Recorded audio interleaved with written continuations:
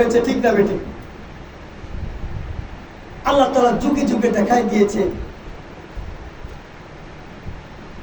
৭৫ বিপ্লব করেছিলেন, এই যুবকরা মাঠে নেমেছে, বিপ্লব কামিয়াব হয়েছেন।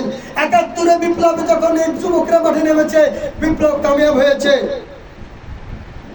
৫ আগস্ট এই বাংলার জমিনে যুবকেরা দেখাই দিয়েছে কিভাবে সব আন্দোলন করতে হয়।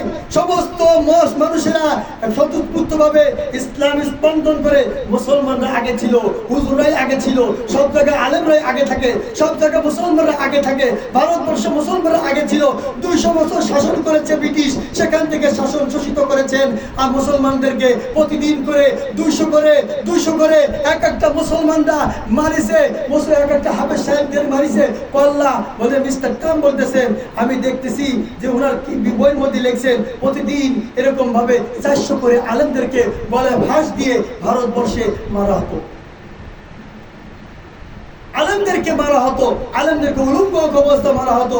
সেখান থেকে মুসলমানরা, তুমি হুঁশিয়ার হও না? আজ ভারত হিন্দুত্ববাদী ছিল বলো তুমি? আজকে তখন ব্রিটিশরা যখন শোষিত করেছে তখন তুমি কোথায় ছিলে?